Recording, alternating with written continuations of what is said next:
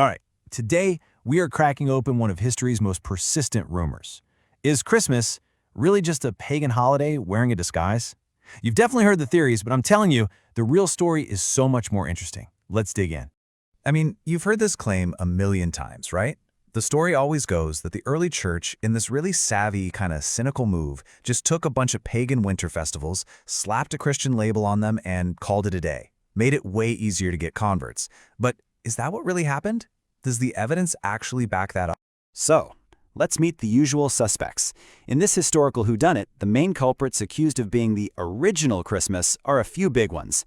The Roman festival for Sol Invictus, the unconquered sun, the epic week-long party that was Saturnalia, the mysterious Persian god Mithras, and of course, the Norse festival of Yule.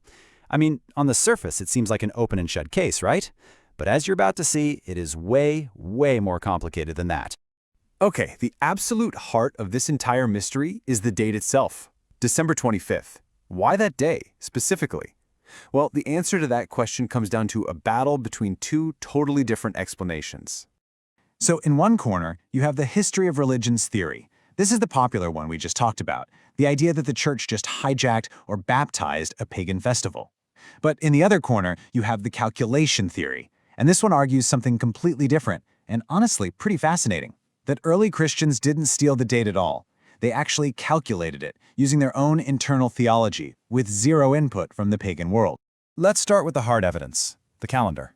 I mean, look at Saturnalia, probably the most famous Roman winter party. It ended on December 23rd. That's 2 full days before Christmas. And as you can see, the other big festivals don't really line up either. So right off the bat, the idea that Christmas is just a renamed Saturnalia doesn't really hold up. The timing is just off. Okay, so this leaves us with our number one suspect, Sol Invictus, the birthday of Sol Invictus, the unconquered sun. Now this festival lands squarely on December 25th. So there it is, case closed, right? The Christians just stole the date from the Roman sun god? Well, not so fast. This right here is our key piece of evidence. It's the earliest, rock-solid, undisputed proof we have of the Church in Rome celebrating the birth of Jesus on December 25th. It comes from a document called the Chronography of 354, and the year it records is 336 AD. Go ahead and burn that date into your brain. And here comes the plot twist. While the festival for Sol Invictus was technically a thing, there's actually very little evidence that it was a big, empire-wide celebration on December 25th. In fact, Christian writers were talking about December 25th as Jesus' birthday before we have any solid evidence of pagans making a big deal of that day. Some historians now think the influence might have gone the other way around, that the emperor put his festival on that day to compete with a Christian celebration that was already gaining steam. So, if the Christians didn't steal the date, then where on earth did it come from? And that brings us to that second theory, the calculation theory. And this is a story that has nothing to do with pagan sun gods and everything to do with a really unique ancient Christian idea about how the world works.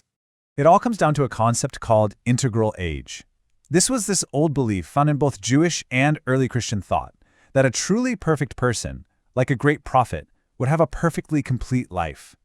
And that meant they would die on the very same calendar date that they were conceived.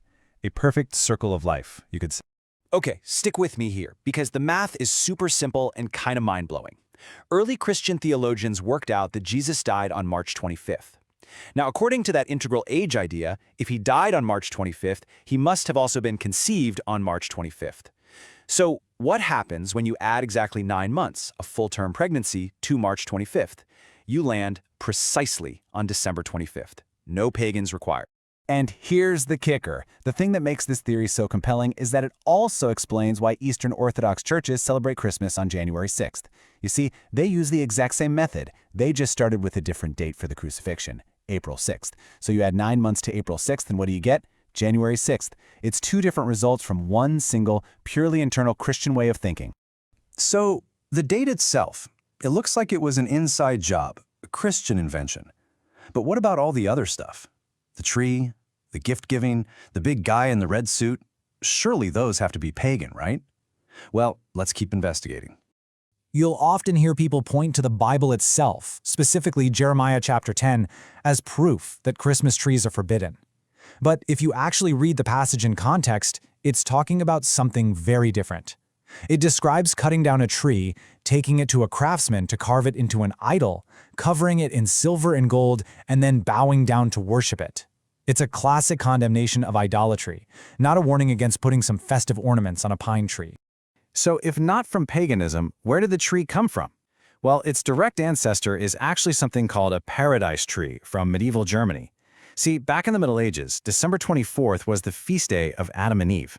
Churches would stage these paradise plays, but since you can't find an apple tree with leaves in Germany in December, they used the next best thing, a fir tree.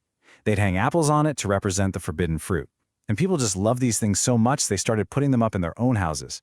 Over time, the apples turned into glass ornaments, candles were added, and boom, the Christmas tree was born. And what about Santa? Is he just a rebranded version of the Norse god Odin, as some people claim? The historical record says, nope, not at all.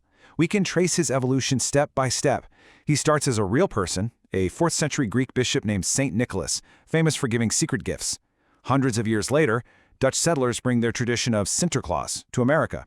Then, in 1823, a poem, you know it as "'Twas the Night Before Christmas," invents the sleigh and reindeer. And finally, in the 1860s, a cartoonist named Thomas Nast draws him with the big belly, the red suit, and the North Pole workshop. He's not a pagan god, he's a Christian saint who got a complete American literary and artistic makeover. So we've looked at the date, we've looked at the tree, we've looked at Santa Claus. What's the final verdict in our investigation? So let's just quickly sum up what we found. The date, December 25th, almost certainly comes from an internal theological calculation. Santa Claus is a direct descendant of a 4th century Christian saint filtered through 19th century American culture. The Christmas tree grew out of medieval Christian plays, and in the rare cases where there might be some overlap with older traditions, it's not really theft. It's more a process of inculturation, taking a familiar symbol, like an evergreen in winter, and giving it a brand new Christian meaning. So I think the real takeaway here is that history is almost always messier, more complex, and frankly, more fascinating than the simple stories we tell ourselves. The case of Christmas isn't really about theft. It's this incredible story of theological calculation, cultural evolution, and artistic reimagining. And it leaves us with one last big question. If the story of something as familiar as Christmas is this complicated, what other simple truths out there really ought to get a second look? Thanks for joining us.